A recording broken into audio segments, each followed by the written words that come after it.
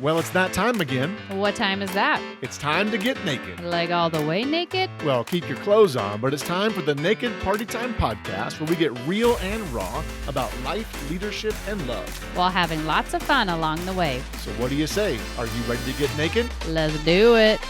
If more people, including Christians, would do what Simone Biles did, we'd see a lot less burnout, fallout, or flame out. Sadly, based on how many people responded to Simone, not only does it show how hard that is to do, but it shows how far we still have to go in this very real battle in life. And today, on episode 28 of the Naked Party Time podcast, we're going to talk about what we learned or what we can learn from Simone Biles and her withdrawing from the Olympics for mental health reasons. Well, welcome back, everyone, for some brand new content on the podcast. We had a brand new intro song as well. It was a head bobber. That's what I like to call them. You get your head going a little bit. We took a month off in order to rest and renew with our family, as well as spend some time planning and preparing for the last half of the year. So whether you're a regular listener, a brand new listener, listening on an app, or watching on YouTube, hello to you guys. We are so honored that you would join us on our little journey. My name is Jeff Manis, and I'm joined by my co-host, my COVID queen, Sabrina. I call her that because earlier this week, she and our daughter, Michaela, tested positive for COVID, and it's been a rough week physically and mentally. How you feeling today, Sabrina? Today, I feel a little bit better. A little bit better. It's been a long road. Yes. This week. I'm ready to be better all the way. It's not nearly as much as many people have faced. I know that. We're very, very blessed that it didn't put you in the hospital or something. But if you hear Sabrina coughing, hacking up a lung, clearing her throat, blowing her nose. I'll try to keep it all together. She's had all the symptoms. And when I say all of them, I mean all the symptoms, but we're getting better. From all the areas. But we're thankful that you and Michaela are getting better, and Yeah. we are supposed to be off quarantine. We're all quarantined right now. Supposed to be off quarantine on Tuesday. We're recording this on a Sunday. Yeah. Yeah. I turned 47 this last week on August 7th, so I'm really starting to feel almost 50. Yes, this is true. You've been telling me that since I turned 45. Well, because it's just downhill from there. But now it's becoming more of a reality, which is another debate we need to have on the podcast. I turned 45 a few years ago, and you started saying then that I was almost 50. Yeah, because you're not going Okay, backwards. but- You're only okay, going forwards. But here's the thing, and we need podcast listener help. I don't agree, and you know why, because that's exactly the same thing as telling a 5-year-old they're almost 10. No, it's not. It is. But no one does that. In fact, we wouldn't even tell a 7-year-old they're almost 10. So why at 47 am I almost 50? Because you are. But that's... I'm going to start telling 5-year-olds they're almost 10 then. No, that'll gonna hurt. blame That'll you. crush them and their parents. Exactly. I'm Well- going to say, Miss Sabrina said. No, don't say that. Yep. They are working their way towards that. Oh, and I'm working my way towards 50. And you're getting closer and closer. Obviously, COVID has not taken away your sarcasm. No, it has not. Okay. Well, let's just say that I'm right and move on because I am. Okay. Today, we're talking about mental health and specifically what we learned or what we can learn from Simone Biles and her Olympics withdrawal a few weeks ago. If you haven't heard what happened, I'd be shocked. What rock Yeah. are you living under? It's Right? everywhere. You can find the info online easily. She basically withdrew from almost all of her Olympic competitions, citing both physical and mental health reasons, and then the floodgates opened on people's responses. There's probably still lots to learn on everything that went on behind her decision. Even finding out here recently that her aunt died during the Olympics. I don't need to know all the details. None of us do. I just know there is lots we can learn from what went down. And if she felt this was what's best for her mental and physical health, then I support her 100%. Yeah. Right? Any thoughts there? We'll talk about people's reactions in the next episode, but any thoughts on that initially? Just I saw initially on social media people posting about it and supporting her. And I was like, well, what? I didn't watch any of the Olympics. I'm probably not American for that. So I was completely lost, but now it's just Yeah. everywhere. Yep.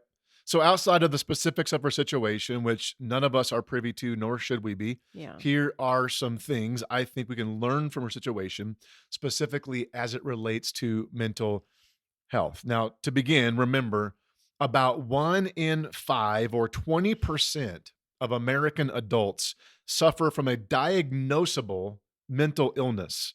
That's those who are diagnosed, Yeah. not counting all those who are suffering in silence or Mhm. outside of science being diagnosed. Every day, 123 Americans die by suicide. There's one death by suicide in the US every 12 minutes. Mm. So, friends, this is very, very real, very, very harmful, and very, very necessary for us to talk about. Sabrina and I did a whole episode on mental health, specifically anxiety and depression last year. It's episode 4. There's going to be several parts to this subject. Today, we're looking at what we can learn from Simone. On the next episode, we're going to look at what we can learn from how people responded, both good and bad. Then we're going to do at least one episode, maybe more, talking about some of the biggest weapons we personally use in our battle for our mental health. I don't think we're going to dive into specifics on the episode or episodes of things like medication, professional counseling, like diagnosing it, that kind of thing, professional tools to battle it. Those are important. We talk about that some in the Not Going Back to Normal series. And in no way are we experts here, at least not experts in diagnosing it or treating it. We are experts in experiencing it, Yeah. right? Depression and anxiety is a major part of your story, Sabrina. And even this week, we were battling that again. Depression runs in my family. In fact, my dad, a pastor and one of the godliest men I know, has had a long history and battle with depression, requiring medication to help kind of level that out.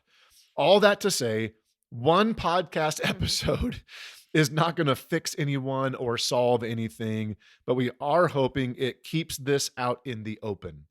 That's been part of the problem for years. It's been hidden or discounted. People say things like, just get over it. It's been a pretty common response over the years. In Christian circles, it's been, well, if you had enough faith, or if you prayed more, or prayed harder, or prayed better, or surely there's some sin you're hiding that's causing this. Only now, in the last couple of years, has it started to become a common part of our conversations, and that's a very good thing. I'm getting way too ahead of ourselves here. I want to look at 3 things today that we can learn from Simone, from her situation that might help us as we personally walk through it. And then 3 things on the next episode we can do if we know someone who's walking through it. So, Sabrina, any final thoughts there before we dive into the content? Nope, not yet. No thoughts yet. All right. You're going to be silent today. Silent Sabrina. Are you going to share some things later on? I'm sure I will. Good. You sure we're free to share about how I'm almost 50? Well, that's the truth. So I'm here to speak the truth. Okay. All right. So here's 3 things that we learned from Simone. Again, there are plenty others we could talk about, and there are lots of things we're not going to get into. This is just keeping the conversation going. Yeah. First First thing we can learn is this: you have to be real. Can I get a witness? Up in here. You have to be real. Yeah. This is one of the key reasons we started this whole podcast, to be real and raw about life, leadership, and love. If we are going to move the needle at all on dealing with mental health in our own lives, we have to be real, meaning you have to tell someone. Yeah. Or in the case of Simone Biles, you might have to tell the world. Like, we can't even fathom Which the weight. that seems scarier Yeah. than telling one Yeah. person. If you are someone who is dealing with a mental health struggle of some kind, depression, anxiety, suicidality, whatever it is, you have to be real with someone. Like 100% real, completely vulnerable, spill the beans, bare your soul. You have to do that with someone. Not with everyone, but with someone. Unfortunately for Simone Biles, when she got real, and I'm so glad that she did, But when she did, the whole world was forced to find out Hmm. because she was on the biggest stage of her career, the Olympics. And not only was she on the biggest stage, she was the best in the world. She Mhm. was on top. And no one, I don't think anyone, except maybe those closest to her, expected this to come from her, Yeah. which just shows us no one is immune from this. No one. Yeah. Thoughts? Too bad we can't choose to be immune from Yeah. it, Yeah. but we're not at all. Yep. Even the most successful people. We Mhm. often think that success, um, being popular, being known, having power, having money takes those things away. It doesn't take long to look at the list of celebrities who, Mhm. in the world standard, have everything, who have struggled with severe depression, Yeah. many of them dying by suicide. The one that comes to my mind, just because I watched a movie with him in it just yesterday, that old movie RV Oh, with yeah. Robin Williams. Mhm. And I'm watching that, and he's the most seemingly joy-filled guy. And when he died by suicide, that shocked people. Mhm. And he was at the top, the pinnacle of career. Now, I don't love that Simone or anyone has to go through these things. But I do love that when someone like her is real about their struggle, it gives other people permission Yeah. to be real about theirs. And the same is true for anyone who's listening. Yes, the only way you're going to get the help that you need in your own mental health is by being real. You also have no idea who you might be helping Yeah. by just being real about your own struggles. Sabrina, I know that you've been blown away, like absolutely blown away at how much influence your weakness has given you, right? Oh, yeah. You can't because we are so good at hiding, you can't know who else is dealing with what you're Yeah. dealing with Yeah. until you open up and share. Yep. And if they're brave enough to say, "Hey, me too." And how many Me Too's have you received? A A ton. lot. Yeah. I mean, tons of people have reached out to you online. Even before we did the podcast, when I shared it about our story, your story from the pulpit, Mm. people reached out. And I mean, you've had multiple conversations and opportunities to pray with people, Yeah. counsel people, help people with tools to battle it. So Mhm. your influence, while you never would have chosen to have anxiety, Right. I think you've said now looking back, you would you would choose to go through it again based on where it's brought you and the people that you've been able to help. Yeah. Is that right? Mhm. Yep. So I can't imagine how many lies were running through Simone's head. Um, you can't withdraw. What will everyone think? You can't tell anyone how you're doing. You're the best in the world. What will this do to your career? What will this do to your reputation? What will this do to your team? But because she got real, she was able to get healthy Mhm. or at least pursue some health here in this season. But the reality is, it was a huge risk Mhm. for her to be real, and it will be for you as well. And that's the second thing I think we can learn from what Simone Biles did and what she went through. Number two is this: you have to take the risk. You just have to take the risk, It's worth it. yes, of being real. It's a risk to be real. Mhm. It is. Those lies and questions the enemy puts in your head have a subtle hint of truth to them. Mhm. That's how the devil works. He doesn't tell full lies. He sprinkles in bits of truth or even twists truth Mhm. to make it seem like it's real. Things like people will reject you if you're real about this. And some people did reject Simone. Some of the backlash and criticism she received from people who didn't even know her was sad at best, sickening at worst. Mm. People called her a quitter, a disgrace, betraying her country. Mm. That's stupid. Mm. It's stupid. And we'll get more into that next week or next episode. So, yes, some people rejected her. But, friends, I'm here to tell you, if someone rejects you for being real, Hmm. you probably shouldn't be in relationship with them anyway. Yeah, that's true. Like, rejection is a risk you have to take. Mhm. Reputation's a risk. Again, her reputation as a gymnast, uh, um, a world-class gymnast was put under the microscope. Her reputation was at stake. Yeah. It's amazing to me. She has 32 Olympic and world medals. 19 of those medals are golds. Hmm. She has entire gymnastic moves named after her. She was the first American gymnast to win a world championship medal on every apparatus. Wow. Like, the list goes on, not to mention that she's always been considered an incredible teammate, citizen, and human being. But part of her reputation was at risk for doing this. It was a risk.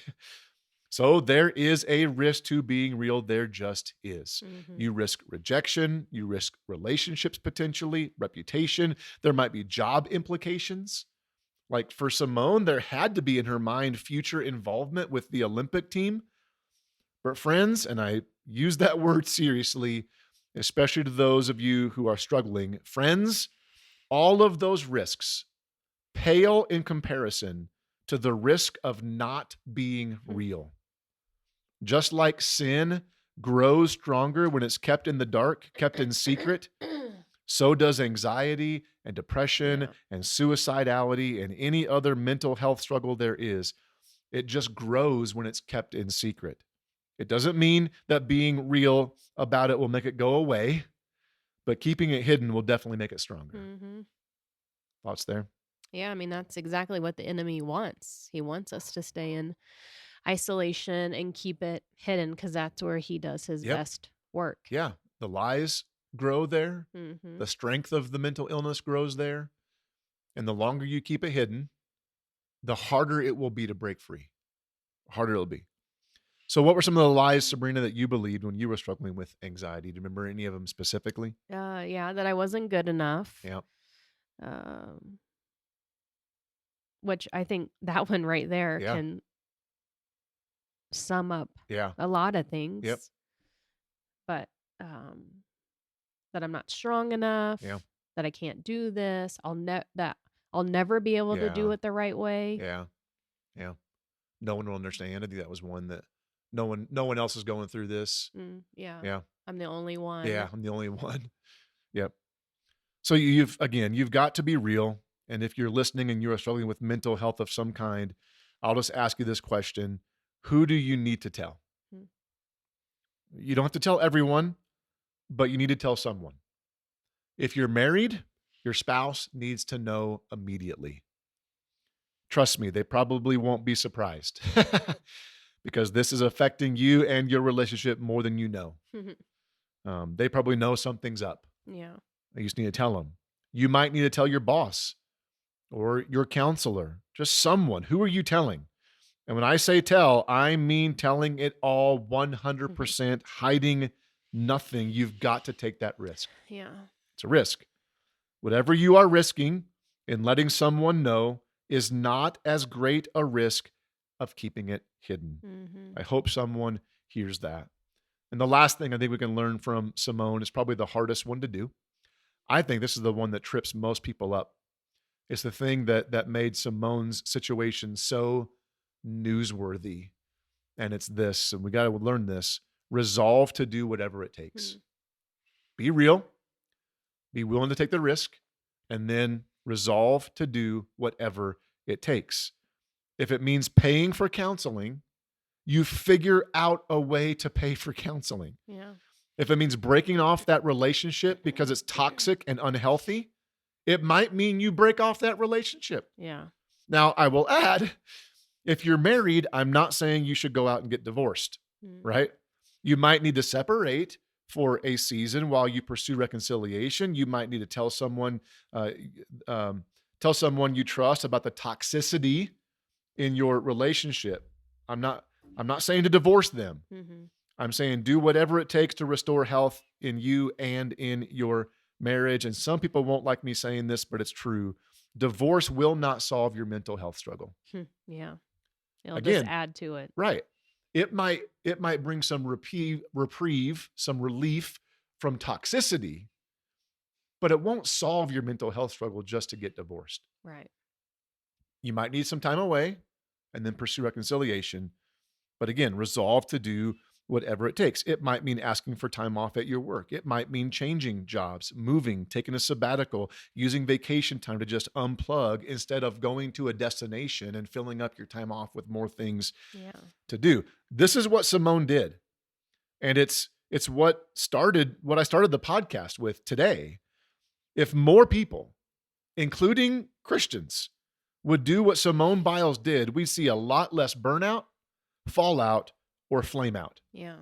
A lot of times, sadly, especially in Christianity, we will tell someone and maybe then stop there. Mm-hmm. Or, we'll go another step and we'll take a risk and, it becomes more public. We share it with more people, what our struggle is. But this last step, resolving to do whatever it takes, for some reason, we struggle with this one. Well, because it's hard and it's not an overnight success. Yeah. There's not a immediate fix. Yeah. We so often don't take the time to get ourselves healthy. We don't spend the money on counseling. We aren't willing to step off the stage, if you will, to withdraw from the Olympics. Like, let that sink in. She didn't withdraw from a weekend event in Des Moines. She withdrew from the Olympics in Tokyo. That's massive. Massive. Yeah. Yet I've seen so many pastors, Christian leaders, or really anyone end up burning out, falling out morally, or flaming out morally because they weren't resolved to do whatever it takes. In the last 2 years alone, we've seen a number of pastors, some high-profile ones, die by suicide, all of them with severe mental health struggles in the background. And my heart breaks for them and their families and the people that they lead. And I don't know all of their stories. And sometimes I know, even after doing all the quote-unquote right things, people still succumb to this vile disease. But it just makes me wonder, at least ask the question, did they have the freedom to be real? Yeah, was it safe? Yeah, did those pastors have a safe place to say, I'm not doing good? Did they feel safe? Did they take some risks to get healthy? Did they resolve to do whatever I don't know. I'm not saying that any of them did or didn't. Yeah. It just makes me ask that question. Part of the problem is we, as people who aren't struggling with mental health, often don't give people the freedom, the space, the safety to do those things. And that's what we're going to continue with next time on the podcast. Sabrina, any thoughts there? No, I think it's all just we all need to examine ourselves. And I think that's the scary part. Yeah. So again, this episode, examining ourselves and that's why when I talk to people about taking a Sabbath, they don't want to take Sabbath because they don't want to listen to their mind, which is sad. Sabbathing forces you to let your emotions catch up to your body. Yeah, and we have to do that internal work to have the external success. Yep. Yeah, and I think sometimes we don't want to ask the question of ourselves. Yeah. Am I really okay? Because if the answer is no, well, now these 3 things we talked about kick in. Now you got to do something about it. If I'm not okay, am I going to be real about it? Yeah. Am I willing to take the risk to get healthy? Will I resolve to do whatever it takes? I mean, so I think sometimes we even lie to ourselves. Oh, it's just a season. Oh, it'll go away. Yeah. Oh, once I get past this, whatever it is, then I won't struggle with it anymore. Yeah. Once I'm not stressed about this. Yeah. Sadly, stress never goes away. Yeah. Stress is part of life.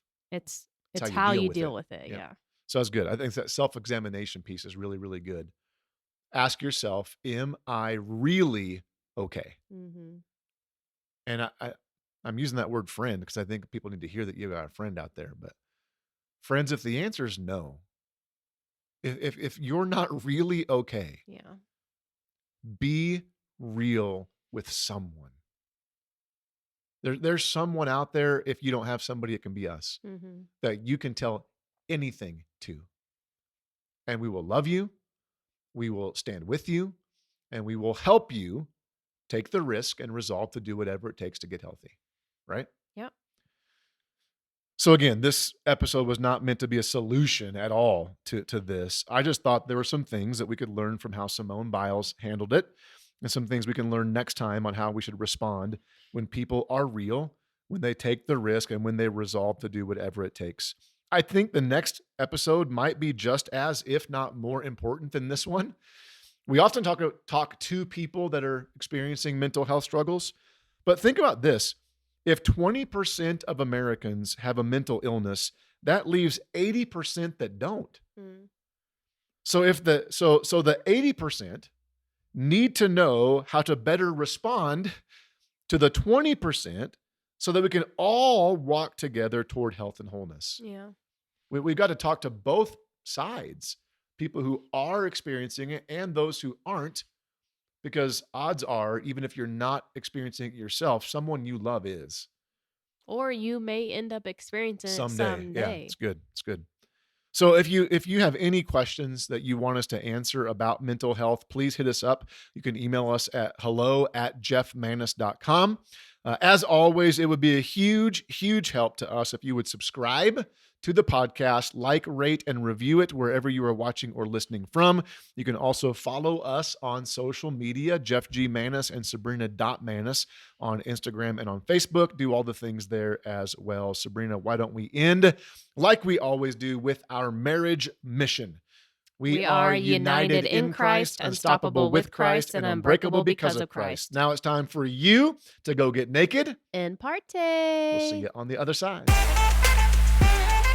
You've been listening to the Naked Party Time podcast. Join us next time as we get real and raw about life, leadership, and love.